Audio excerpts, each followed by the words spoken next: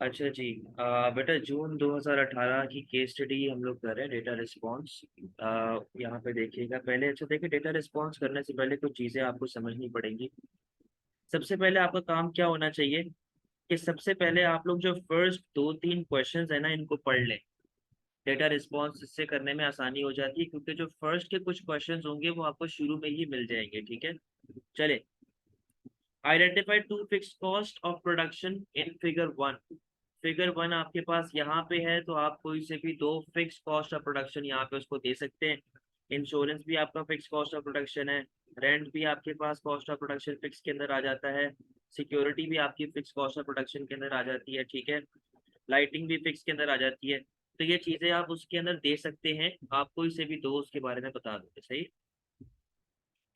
Explain using information from the extract two reasons why a rise in the price of vanilla might not cause an increase in the price of ice cream. अच्छा, अब ये थोड़ा case specific हो रहा है, तो हमें पहले केस पढ़ना पड़ेगा। और आप लोगों को हमेशा बेटा आदत बनानी है कि आप पेंसिल वगैरह लेके केस पढ़ना स्टार्ट करो, उसको गंदा किया करो। Vanilla is use in the production of soft drink, cakes and perfumes. यानी कि बेटा वनीला इन तीनों के लिए क्या होगा? इन तीनों के लिए रॉ मटेरियल होगा। जब ये इन तीनों के लिए रॉ मटेरियल होगा, तो बेटा इसकी डिमांड कैसी होनी चाहिए आपके लिए? In elastic. सही है, क्योंकि रिस्पॉन्सिवनेस कम होगी, रॉ मटेरियल है। It's main use however is in the production of ice cream. तो बेटा आइसक्रीम के लिए भी ये एक रॉ मटेरियल बन चुका है। shows the different figure one shows the different cost of making ice cream for one firm। ये हम लोगों ने देख लिया किस किस तरह की कॉस्ट हमारे पास आती है। अब पढ़ना स्टार्ट करें। Madagascar is the world's largest supplier of vanilla, followed by Mexico and Tahiti. At the start of 2016, economists expected the price of ice cream to increase as the price of vanilla had risen by 130% in 2015। बोलता है कि आपके पास vanilla की price बढ़ गई है, यानी कि वनीला आपके लिए तो एक रॉ मटेरियल है ना। वनीला की प्राइस आपके पास बढ़ गई है, तो रॉ मटेरियल की जब आपके पास प्राइस बढ़ेगी, तो उससे आपकी सप्लाई कम होगी और आपकी प्रोडक्ट की प्राइस भी ऑटोमेटिकली बढ़ना स्टार्ट हो जाएगी। अच्छा जी। This was largely because of the poor harvest in Madagascar which reduce the output of vanilla. वही वाली बात है कि जब आपके पास पुअर हार्वेस्ट हो रहा होगा, तो उससे बेटा आपके पास सप्लाई कम हो जाएगी और आपके पास प्राइस लेवल बढ़ना स्टार्ट हो जाएगा। Ice cream is seen as a luxury product in most countries. ये बेटा लग्जरी प्रोडक्ट है। Luxury product in most countries, यानी कि इसकी डिमांड यहाँ पे क्या होना स्टार्ट हो गई है? Elastic. It has a range of substitutes, वापस से इलास्टिक की इंडिकेशन आ गई है। सही है, आगे। And this is one reason why producers do not always pass on higher cost to consumers. अब बेटा वही बात है ना, अगर तो मेरे पास डिमांड ही इलास्टिक है और मैं ज्यादा बर्डन कंज्यूमर पर डाल दूंगा, तो मेरा तो कंज्यूमर सारा उठ के कहीं और चले जाएगा। क्यों? क्योंकि उसके पास सब्स्टिट्यूट्स अवेलेबल है। ठीक है, आगे। In 2015, there were a number of other changes in the production of ice cream, including a rise in productivity of the workers। तो और भी चीजें हुई हैं, जब प्रोडक्टिविटी बढ़ रही है तो उससे आपकी सप्लाई बढ़ रही होगी। ठीक है, ये भी एक बेसिक सी आपके पास कहानी आ गई। As well as vanilla, Madagascar produces a number of other primary products including coffee and sugar। जब बेटा ये प्राइमरी प्रोडक्ट बना रहा है, इसका मतलब है कि ये डेवलपिंग इकोनॉमी है। मैंने आप लोगों को डेवलपिंग अब तक नहीं पढ़ा है, लेकिन डेवलपिंग इकोनॉमी का मतलब होता है कि ये इकोनॉमी अभी ग्रो कर रही है, बच्ची इकोनॉमी है, अभी इसके अंदर इतनी ताकत नहीं है। तो ये लोग प्राइमरी प्रोडक्ट पे, यानी कि प्राइमरी स्टेज ऑफ प्रोडक्शन पे ज्यादा फोकस कर रहे होंगे। Nearly 80% of the country's labor force is employed in the primary sector। वही वाली बात आ गई कि ये अभी तक डेवलपिंग इकोनॉमी है। The country has a relatively low gross domestic product per head। Low GDP. GDP क्या होता है? आउटपुट ना, कि हमारे पास साल में कितना आउटपुट बना और उसकी वैल्यू क्या थी। तो अगर हमारे पास जीडीपी पर हेड कम है, इसका मतलब है कि लोगों के पास पैसा नहीं है, लोग गरीब हैं। And relatively low human development index, H D I. बेटा एच डी आई भी आपका, ये भी मैंने नहीं पढ़ाया अब तक ये दो चीजें। एच डी आई जो होता है, ये आपका स्टैंडर्ड ऑफ लिविंग मेजर करता है। ये बताता है कि आपके मुल्क में जो लोगों का रहन सहन है वो कैसा है और किस तरह के लोग सर्वाइव कर रहे हैं। ठीक है, this limits the amount that people in Madagascar save. जाहिर सी बात है बेटा, जब आपके पास इनकम ही नहीं है, तो आप सेविंग कैसे करोगे? सेविंग भी तो कम होगी ना आपकी। आगे आए। अच्छा, अब यहाँ पे आपको HDI और GDP का वो दिया हुआ है, डेटा दिया हुआ है, और वो आपको GDP पर हेड और HDI बता रहा है। देखिए आपने यहाँ पे पता है क्या करना है, हाईएस्ट और लोएस्ट इन दोनों को मार्क कर लो। सही है, अब यहाँ पे देखें, हाईएस्ट GDP पर हेड अर्जेंटीना का है, तो हाईएस्ट HDI भी किसका आ रहा है, अर्जेंटीना का आ रहा है। लोवेस्ट GDP पर हेड किसका है, मेडागास्कर का, तो बेटा लोवेस्ट GDP भी, सॉरी HDI भी किसका आ रहा है, मेडागास्कर का आ रहा है। ठीक है, तो ये चीजें आपको इस तरीके से पॉइंट आउट करनी पड़ी। Half of Madagascar population live in poverty, गुर्बत में रह रहे हैं भाई, पैसा नहीं है, फकीर लोग हैं।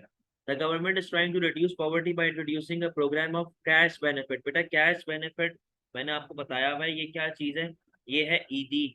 और ये कैश बेनिफिट क्या चीज होती है, ट्रांसफर पेमेंट, जैसे कि अनएम्प्लॉयमेंट बेनिफिट्स हो गए आपके पास। सही है, it is hoped that one effect of this will be to increase the school enrollment and attendance of the children of poor families। होता है कि हम लोग जब पैसे देंगे तो उससे क्या होगा कि बच्चे स्कूल आएंगे और वो स्कूल में आके अटेंडेंस पूरी करेंगे, पढ़ेंगे लिखेंगे और हमारी इकोनॉमी को ग्रो करवाएंगे।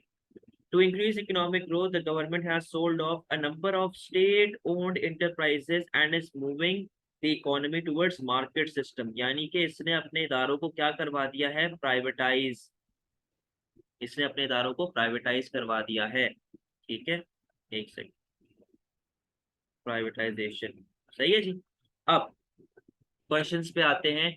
अच्छा बेटा, ये साथ साथ आपने कॉपी करने होंगे, मैं ये फाइल आपको नहीं भेजूंगा, ये साथ साथ पॉइंट्स बनाते रहे, स्क्रीनशॉट्स लेते रहे।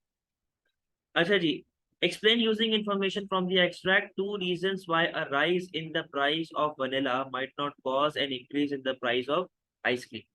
बेटा मैं यहाँ पे इसका आंसर आपको बता रहा हूँ। आप लोगों ने अभी ऊपर पढ़ा था कि हमारे पास वनीला क्या है, वनीला एक लग्जरी गुड है। सही है, लग्जरी गुड का मतलब क्या है कि इसकी डिमांड क्या होगी, इलास्टिक। अगर आपके पास हल्की सी प्राइस बढ़ेगी तो क्वांटिटी बहुत ज्यादा से गिर जाएगी। ठीक है, इसी रीजन की वजह से जो प्रोड्यूसर हैं वो अपने रेवेन्यू को बचाने की कोशिश करते हैं और प्राइस को इंक्रीज नहीं करते। ठीक है, दूसरा पॉइंट आप क्या लिख सकते हैं, उसने खुद आपको बताया हुआ है कि आपके पास सब्स्टिट्यूट्स बहुत ज्यादा है। सही है, जब सब्स्टिट्यूट ज्यादा होंगे तो कस्टमर कैन स्विच इजीली। सही है, जब कस्टमर बेटा स्विच कर जाएगा तो आपको लगता है कि अगर आप ज्यादा प्राइस चार्ज करोगे तो वो आपसे लेगा। इसी वजह से प्रोड्यूसर्स जो हैं वो अपने पास बर्डन को कम करने की कोशिश करते हैं कंज्यूमर के ऊपर। और उसने क्या बात लिखी हुई थी कि लेबर की प्रोडक्टिविटी बढ़ेगी, लेबर की प्रोडक्टिविटी बढ़ रही है, यानी कि लेबर का आउटपुट बढ़ रहा है।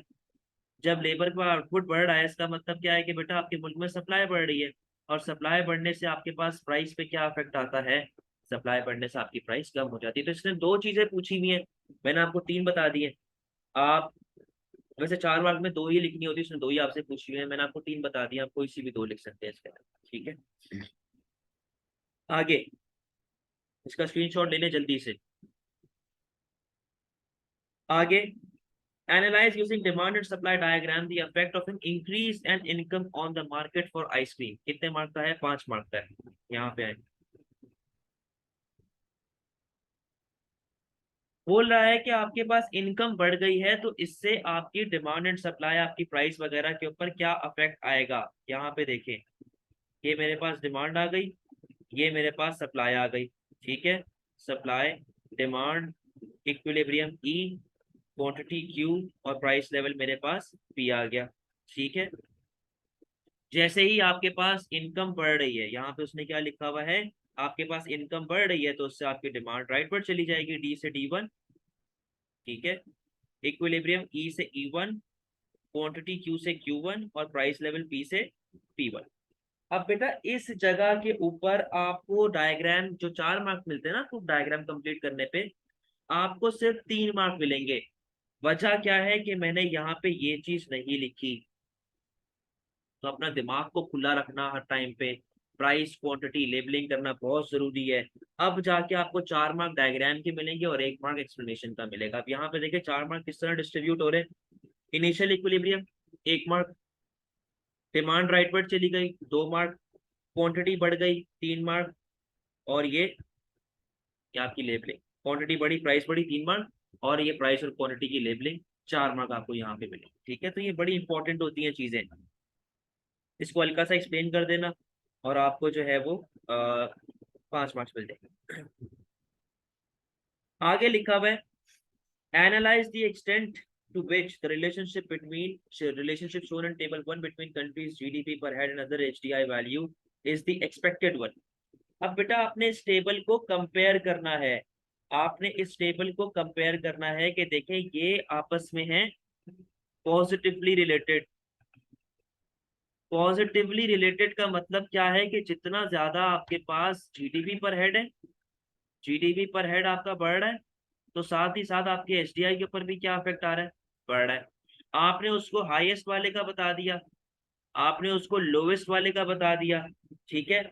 आपने बताया कि यार जाहिर सी बात है कि लोगों के पास जब पैसा ही नहीं होगा, वो स्पेंडिंग नहीं करेंगे, उनका जीडीपी पर हेड ग्रो नहीं करेगा, उनके पास पीने का साफ पानी नहीं होगा। जिस तरह मेडागास्कर में यहाँ पे लिखा हुआ था कि लोग कहाँ पे रह रहे हैं, पॉवर्टी में रह रहे हैं, गुर्बत में रह रहे हैं। तो जब वो पॉवर्टी में रहेंगे तो लॉजिकल सी बात है उनका एचडीआई गिरेगा, उनके पास ताकत ही नहीं होगी स्पेंडिंग करने की, ठीक है।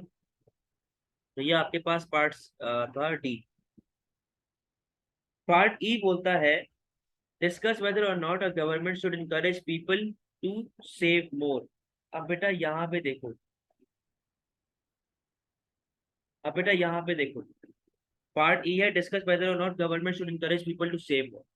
आपको यहाँ पे डिस्कस करना है, आपको यहाँ पे टू साइडेड आंसर लिखना होगा, यानी कि पॉजिटिव साइड में भी जाना होगा, आपको नेगेटिव साइड में भी जाना होगा।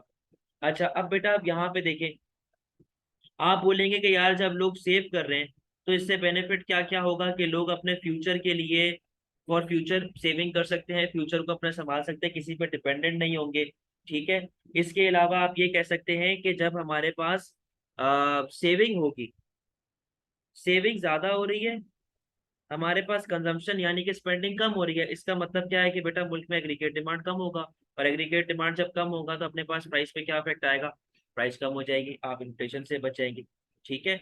आप इसके अलावा ये भी बोल सकते हैं कि लोग जब सेविंग कर रहे हैं तो लोग इम्पोर्ट नहीं करेंगे, तो इम्पोर्ट की डिमांड कम होगी, इम्पोर्ट की डिमांड कम होगी तो एग्रीगेट डिमांड अपने पास बढ़ेगा, हमारे पास बैलेंस ऑफ ट्रेड सरप्लस में जाना स्टार्ट हो जाएगा। तो ये तीन आपने बेनिफिट्स के एक्सप्लेन कर दिए। अब ड्रॉबैक्स के ऊपर है, ये प्लस पॉइंट्स थे। अब ड्रॉबैक्स के ऊपर है, बेटा एक कॉन्सेप्ट आप लोगों को याद होगा मल्टीप्लायर इफेक्ट का, कि हमारे पास डिमांड बढ़ती है तो प्राइस बढ़ती है, तो अनएम्प्लॉयमेंट कम हो जाती है, प्रोडक्शन बढ़ती है, ये तो भी मैंने आपको बताया हुआ है। तो अगर बेटा लोग कंजम्पशन नहीं कर रहे, सेविंग कर रहे हैं, तो उससे हमारे पास क्या आना स्टार्ट हो जाएगा, डाउनवर्ड मल्टीप्लायर, ठीक है। हमारे पास अनएम्प्लॉयमेंट बढ़ना स्टार्ट हो जाएगी, ठीक है। हमारे पास बेटा मुल्क के अंदर पैसे नहीं होंगे स्पेंडिंग के लिए, हमारा जीडीपी गिरना स्टार्ट हो जाएगा, हमारी इकोनॉमी फॉल होना स्टार्ट हो जाएगी, ठीक है। तो ये चीजें आपने इसको एक्सप्लेन करनी है, स्क्रीनशॉट लें जल्दी से, कौन सा था ये, ई।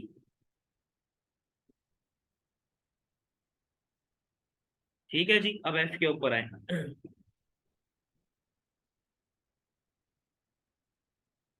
नहीं बेटा ग्राफ की जरूरत नहीं है, केस स्टडी है ना, 5 मार्क का क्वेश्चन है, आपने ऑलरेडी इतनी इन्फॉर्मेशन दे दी है तो आपको ग्राफ की क्या जरूरत।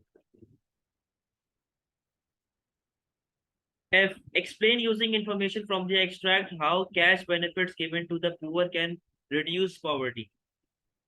बेटा उसको तो पहले बताओ ना कि ये चीज क्या थी, ये ईदी थी, यानी कि आप क्या दे रहे हैं, ट्रांसफर पेमेंट,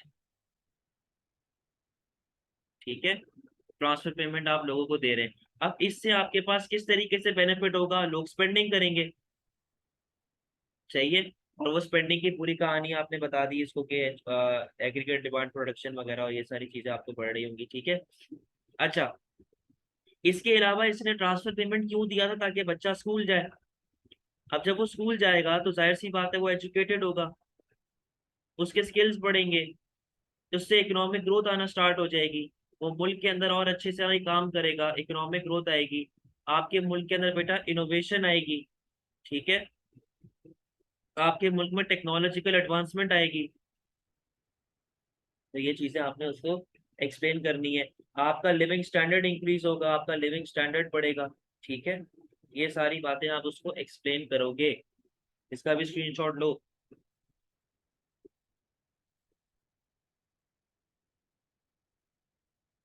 पार्ट जी,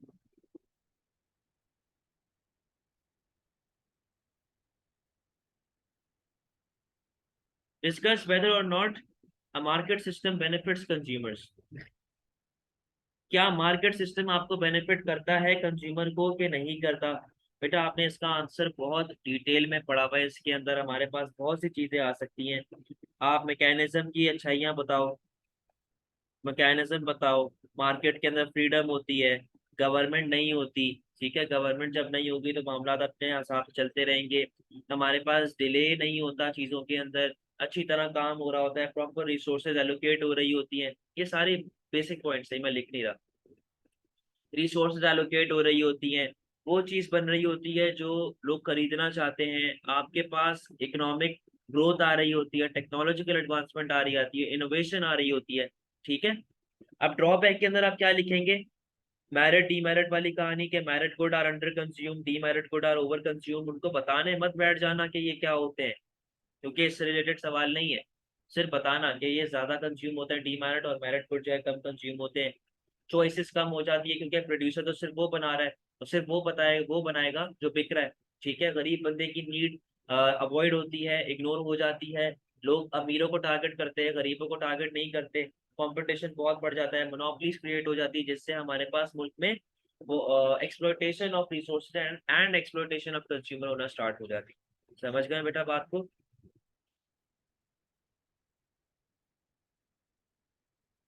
तो ये आपकी पूरी केस स्टडी थी, जो कि हर साल ही तकरीबन समझ ले नई आती है, कभी भी पुरानी रिपीट नहीं होती। क्लियर है?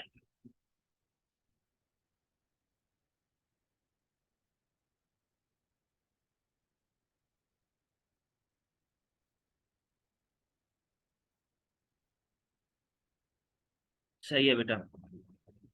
अब जाएंगे नेक्स्ट केस स्टडी के ऊपर। एक सेकंड।